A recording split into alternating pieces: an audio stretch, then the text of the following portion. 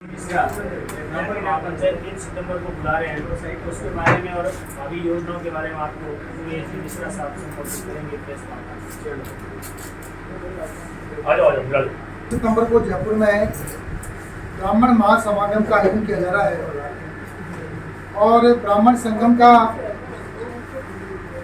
ये अपने आप 3 जून से राजस्थान के अलग अलग जिला हेडक्वार्टरों में जा रहा हूँ और समाज के लोगों से चर्चा कर रहा हूँ। उसी कड़ी में कल रात को मैं बीकानेर आया और आज समाज के लोगों से सुबह से लगातार अलग अलग मेरी चर्चा हुई है।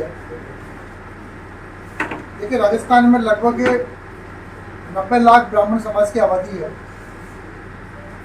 परंतु ब्राह्मण समाज को राजनीतिक रूप से, सामाजिक रूप से जिस प्रकार का सम्मान मिलना चाहिए वो मिल नहीं पा रहा है। और सर्व ब्राह्मण महासभा और ब्राह्मण संगठनों ने मिलकर के एक लंबी लड़ाई EWS आरक्षण की लड़ी थी। 2003 में सर्व ब्राह्मण महासभा ने बीकानेर में भी 1 लाख ब्राह्मणों की रैली की थी और एक लंबी लड़ाई के बाद में वर्ष 2019 में देश के प्रधानमंत्री अटल नरेंद्र मोदी जी ने फैसला किया कि EWS का आरक्षण 10% मिलेगा। लेकिन हमारी मांग जो थी वो 14% की मांग थी, हमारी 10% की मांग नहीं थी। और इसीलिए हमने एक 2009 से 99 से लेकर 2019 तक लंबा संघर्ष 20 साल तक किया। 2 दशक के एक संघर्ष के बाद फैसला तो हुआ, लेकिन फैसले में जो खामी रह गई वो हमारी मांग थी 14%।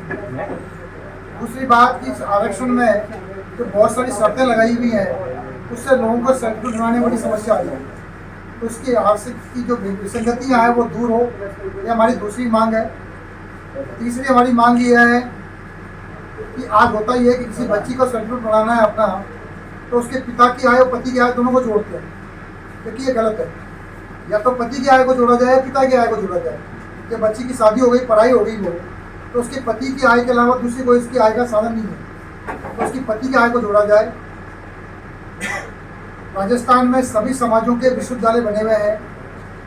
जयपुर में भगवान परशुराम जी के नाम से विश्वविद्यालय की स्थापना हो, ये हमारा एक एजेंडा रहेगा। सभी समाजों के हॉस्टल बने हुए हैं, तो ब्राह्मण समाज का हॉस्टल क्यों नहीं। तो हम राजस्थान की सरकार से मांग करते हैं कि राजस्थान में सभी जिला हेडक्वार्टर के ऊपर भगवान परशुराम जी के नाम से छात्रावास की व्यवस्था हो।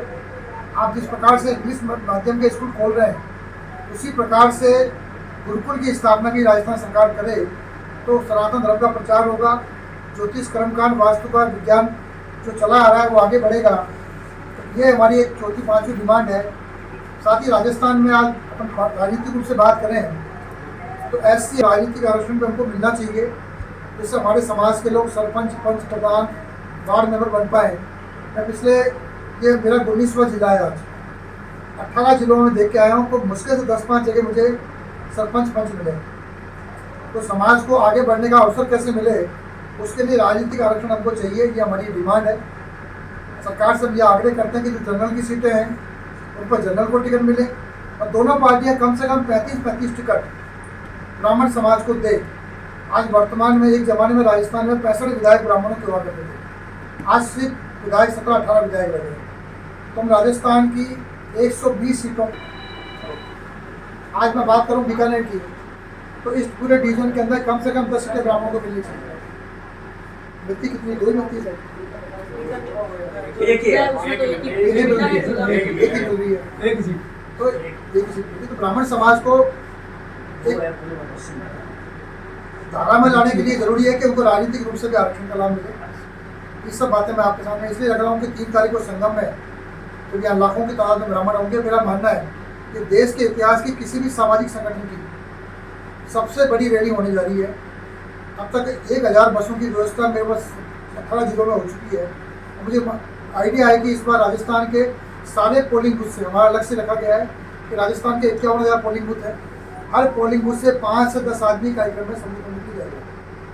और ये पहला प्रयोग होगा कि राजनीतिक रूप से भी और सामाजिक रूप से भी, कि पोलिंग बूथ से निकल के कार्यकर्ता, समाज का व्यक्ति आके समाज की रैली में हिस्सा लेगा। ये अपने आप में अद्भुत काम होगा। मैं आप लोगों से आग्रह करता हूँ, आप लोग भी आके कुछ गवाह बने इतनी बड़ी रैली के, और समाज के लोग तो पहुँचेंगे। सब लोगों ने मुझे भरोसा दिलाया है कि मंत्री की संख्या बीकानेर से पहुँचेगी। हम चाहते हैं कि राजनीतिक पार्टी के सामने जो एजेंडा हम रख रहे हैं उस एजेंडे पर निर्णय हो। होता क्या है कि भीड़ इकट्ठी हो गई, उसके बाद कोई नतीजा नहीं आया तो समाज के हित में नहीं होगी। भीड़ इकट्ठी करना बड़ा आसान है, कोई भी डब्ल्यू बजा इकट्ठा कर लेगा, लेकिन उसका एक मोटो होना चाहिए। तो हमारा मोटो ये है कि 5 एजेंडे सरकार को हम दे रहे हैं, दोनों पार्टियां ये तो फैसला कर लेंगी या अपने चुनावी घोषणा पत्र में सम्मिलित कर देंगी। ये राष्ट्रीय स्तर की होगी, महापंचायत ये राजस्थान स्तर की है, लेकिन देश भर के ब्राह्मण संगठनों को सबको आमंत्रित करेंगे। तो राजस्थान में ही चुनाव है इस बार, मध्य प्रदेश में चुनाव है, राजस्थान के चुनाव की बात।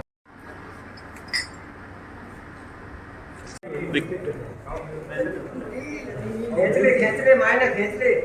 मैं भी तो ब्राह्मण समाज का बड़ा लीडर हूँ। बिल्कुल ना वही था तो 7 लाख कर्मचारियों का प्रदेश अध्यक्ष हूँ भाई। राष्ट्रीय स्तर का होता है। भाई